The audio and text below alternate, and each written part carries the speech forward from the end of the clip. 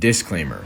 The takes on this podcast may not be backed by facts or statistics. In fact, most of the takes on this podcast are backed by feelings, not facts. Unfortunately, podcast equipment is free to purchase by the public. Please enjoy this podcast at your own discretion.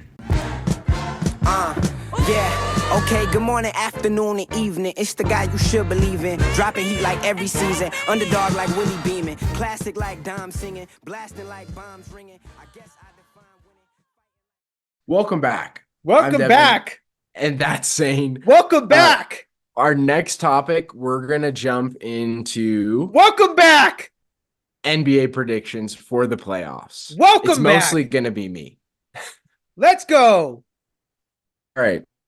I'm going to go through both sides of the playoffs. I'm going to make my prediction, and I'll talk a little bit about some of the more interesting series. So in the West, 1 versus 8, we have Thunder versus Pelicans. In the 5-4 series, we have Clippers versus Mavericks. In the 3-6 series, we have Timberwolves versus Suns. And in the 2-7 series, we have Nuggets versus Lakers.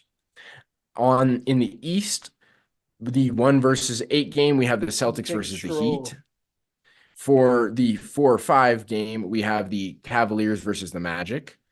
And then the 3-6 game or 3-6 series, we've got the Bucks versus who are they playing? The Pacers. And then for the 2-7 series, we have the Knicks versus the 76ers. All right, starting off in the West, the 1-8 series, Thunder versus Pelicans.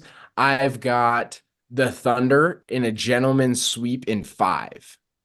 Okay, so Thunder win that in 5. The 4-5 in the West, Clippers, Mavericks.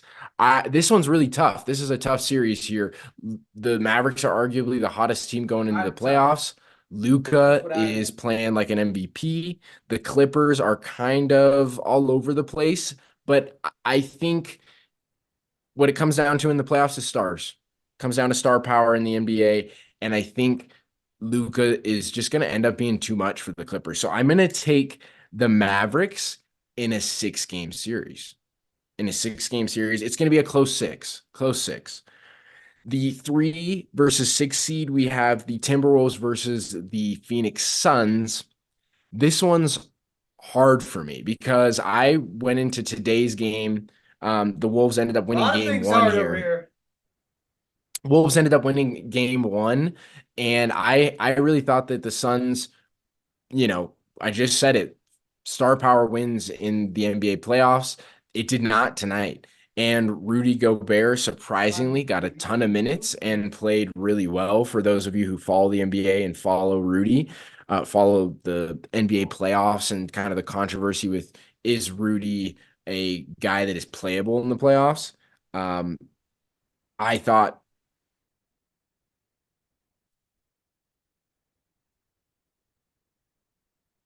Having fun at the campfire over here. what was the last thing I said? Lakers. But you heard the whole Wolves Suns thing? Nope. Oh, okay. So the 3-6 series, we've got the Timberwolves versus the Phoenix Suns. The Timberwolves won tonight in game 1. And I just said it with the Mavericks, star power wins in the NBA playoffs. And I really thought the Suns would exploit the Rudy Gobert issue.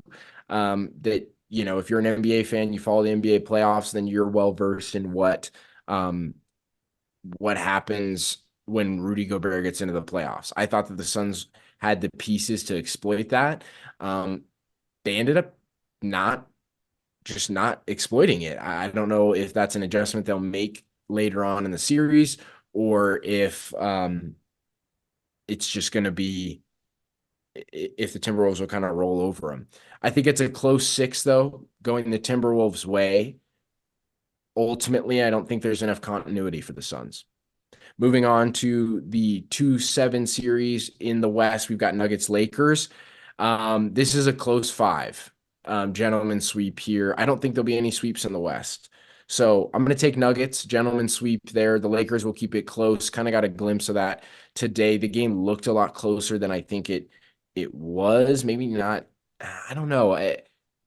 Ultimately, the Nuggets are the defending champs, and I'm going to treat them as such. So, gentlemen sweep, close five.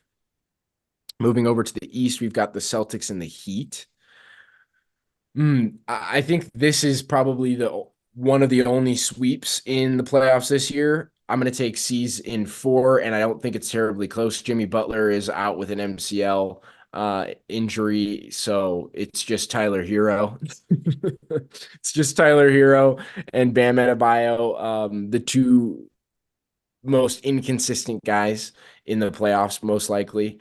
So Celtics, it's going to be, and it won't be a close sweep. I don't think it'll just be a general beatdown. The Beat down. 4-5, the 4-5 series in the East, we've got Cavaliers versus Magic. I initially had the Magic coming out of this one in a close six.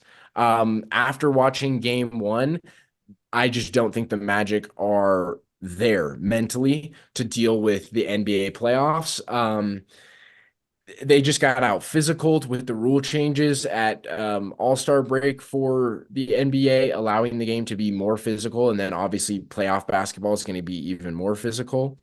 The Magic don't look like they're all there. It's going to take a lot for them to settle down. I'm not all that encouraged by the Cavs either. They're making a lot of first year in the playoff kind of mistakes, but ultimately Donovan Mitchell has more playoff experience than anyone on the Magic does. So I'm going to go Cavs in six, and I don't think it's going to be terribly close. Maybe the Magic eke out a couple games at home. Bucks versus Pacers. This is the 3-6 matchup here in the East. And ultimately, if Giannis comes back, if the Bucks are able to keep it a close series, maybe split in at home, then I think we can get Giannis back and they can ultimately win in 5 or 6. I have to make a decision here. I'm going to say that Giannis will not come back 100%. I'm going to take the upset here. Pacers in 7. Pacers in 7. And then finally, we've got Knicks versus Sixers, the 2-7 matchup in the East. And I just don't think Joel Embiid is 100%. This is going to be a gentleman sweep. Knicks in 5. There's my first round of the playoff predictions for the NBA playoffs.